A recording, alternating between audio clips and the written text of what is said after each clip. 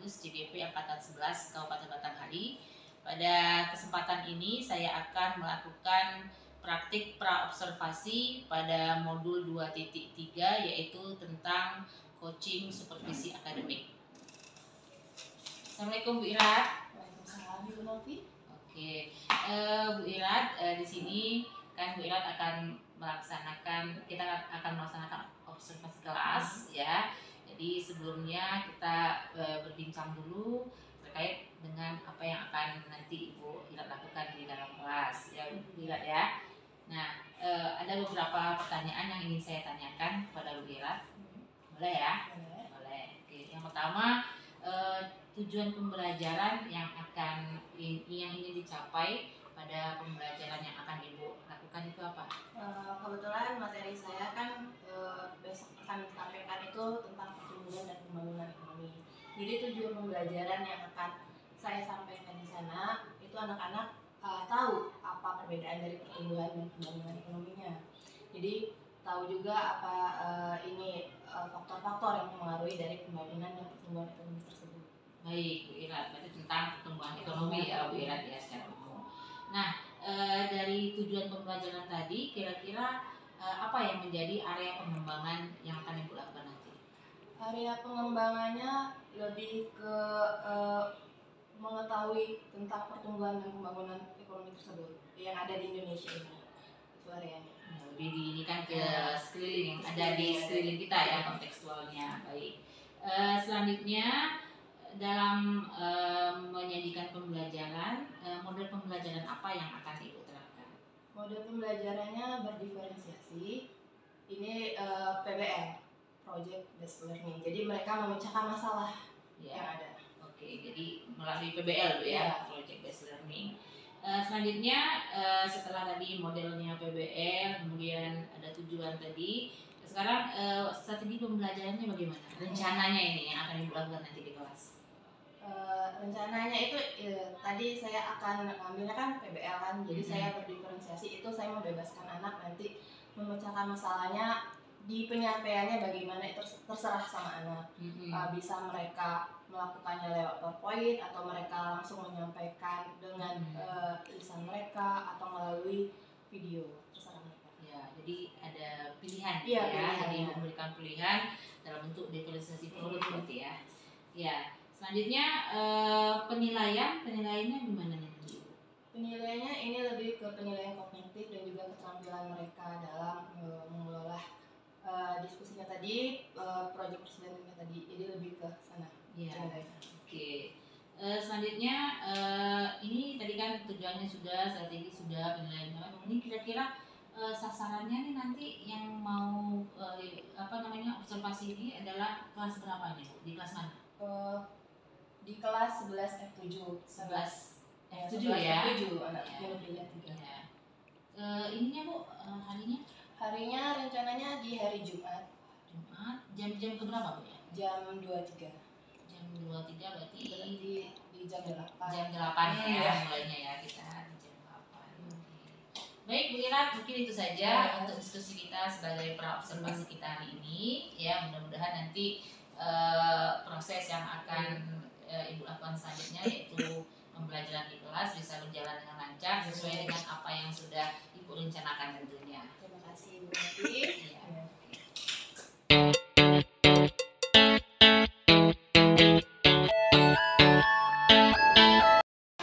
Yang pertama itu kalian cari dari berbagai sumber negara yang pembangunannya terbaik di dunia. Lalu analisa hal apa yang menyebabkan pembangunan di negara tersebut menjadi terbaik. Lalu yang kedua, kalian kemukakan pendapat kalian terkait pembangunan di Indonesia.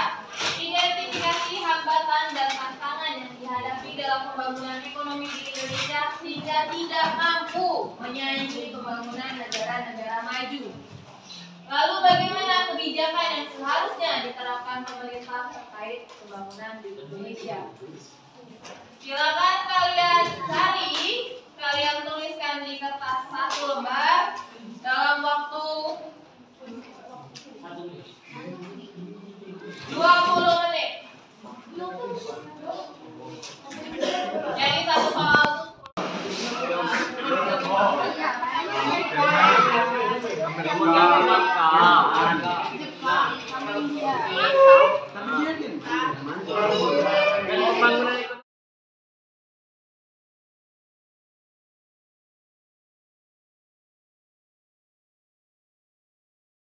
Pertemuan kita hari ini, tapi sebelumnya hasil yang didapatkan dari pembelajaran hari ini kira-kira apa tujuan dari pembangunan ekonominya, Nak? Tujuannya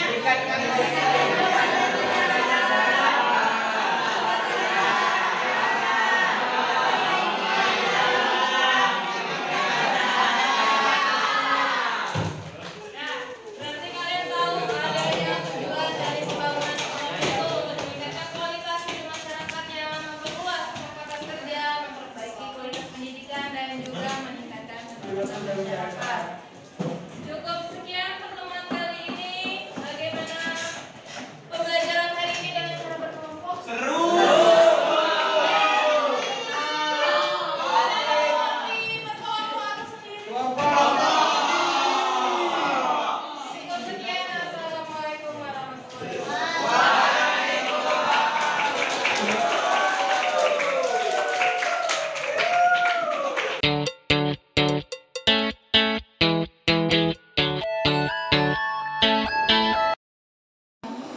Nah, Oke, Bu Ira, kita bertemu kembali nih. Kemarin kita sudah di praobservasi, kemudian sudah melakukan pembelajaran juga. Nah, hari ini saya ingin sedikit berbincang dengan Bu Ira terkait dengan pembelajaran yang sudah dilakukan kemarin ya di tahapan pasca observasi ini ya Bu Ira ya.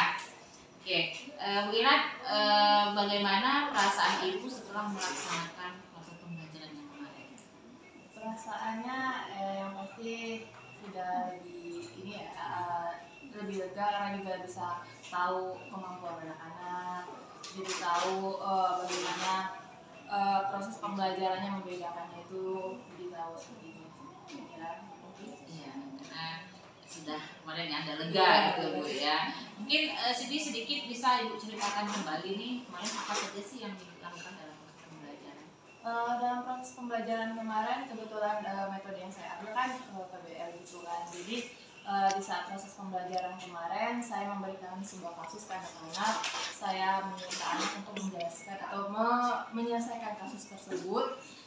Lalu setelah diselesaikan lewat kebetulan kemarin kan saya berdiferensiasi, rencananya mau produk, tapi ternyata untuk produk itu memakan waktu yang agak lebih lama. Jadi saya lebih ke proses. Iya. Di proses itu saya meminta anak-anak yang lebih paham untuk membantu teman-temannya yang kurang paham untuk untuk memahami permasalahan yang saya sampaikan, terus menjelaskan, menjawab permasalahan tersebut. Jadi pelaksanaan diferensiasinya yang saya laksanakan di proses.